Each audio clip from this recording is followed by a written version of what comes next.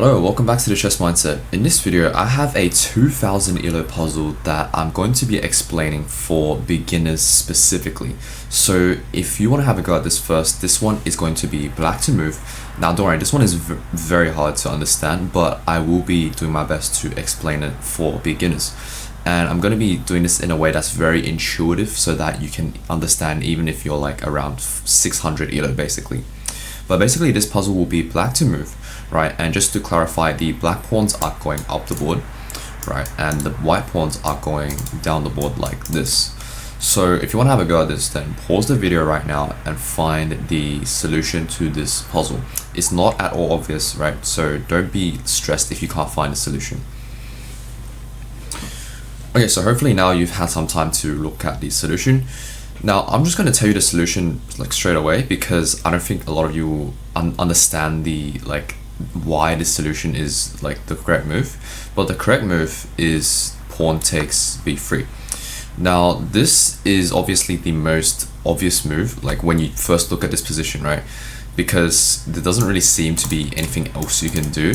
Also, this knight is hanging, right? But most beginners, right, they get tripped up because they think, okay, if I take the knight, then won't I just hang my rook here, right? If I take the knight, then they'll just take my rook, and now I have a rook and a knight versus two rooks, which is just down in material. But you have to notice that this pawn here is very close to promotion, and we need to somehow calculate how we can promote this pawn. So all the way back here, right, when the opponent played this move, we have to decide to take the knight. And if they don't take our rook, then they're just going to be down in material, right? Because we have two rooks and they have two rooks, but we also have an extra knight here. So we're just going to be up in material and we're going to win the game. Which means that they can't just move the rook away, right? They have to take our rook. And now we have to think about how to promote this pawn.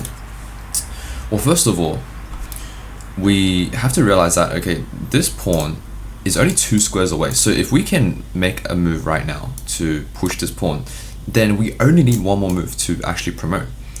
So what is our opponent going to do here? Well, they have to stop this pawn somehow, right? And the only move they can make is rook to b8 to stop this pawn. Because if they go to c1, then we're just going to take the rook, right?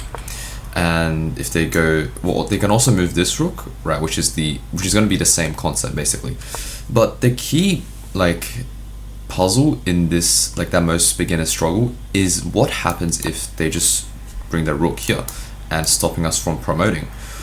Well, here is where we have to think of a very nice sacrifice, and the move here is knight to b4. And this move works because what we're doing is we're essentially blocking the rook so that it can't actually see our pawn, so that we're going to promote on the next move. Right, and there's not many things our opponent can do here, right? If they take our knight, then we're just going to promote, and then we're going to have a queen and a rook versus two rooks, which is completely winning. Now, this endgame is pretty hard to win, theoretically, but it is still a win regardless.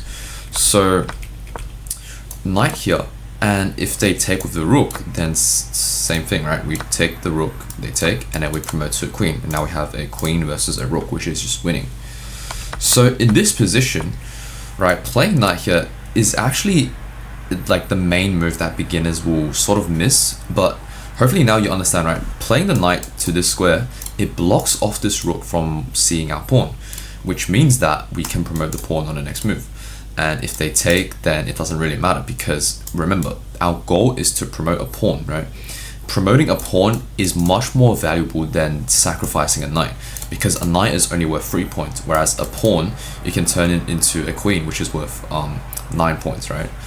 So that's why you have to think about, in this position, it's actually fine to sacrifice this knight because your pawn is so close to promotion, right? That's the whole idea of this puzzle. So don't worry if you didn't find a solution at first, right? Because this one, it does require a bit of knowledge about how valuable a pawn is when it's very close to promoting. But basically, we had to, just to recap, right? Take the knight and then force this rook to take our rook, because if they don't, then we're just going to be up material, right? We're up a knight, which is just winning. So they have to take our rook, And even though we're temporarily down material, we have a pawn that's very close to promotion, so we can just push it, and then their only move, like even if they move this rook to this square to stop it, we can still just play knight here, right? And then they have to take with either one, otherwise we're going to promote, right? So once they take, then we can just promote and we're going to win. And if they take with the rook, then we're going to take this rook, and then after takes, we're going to promote and we're going to be winning, because a queen versus rook endgame is just winning.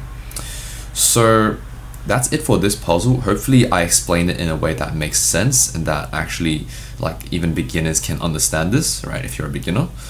And yeah, that's basically it for this puzzle. If you guys want more puzzles, then be sure to like and subscribe.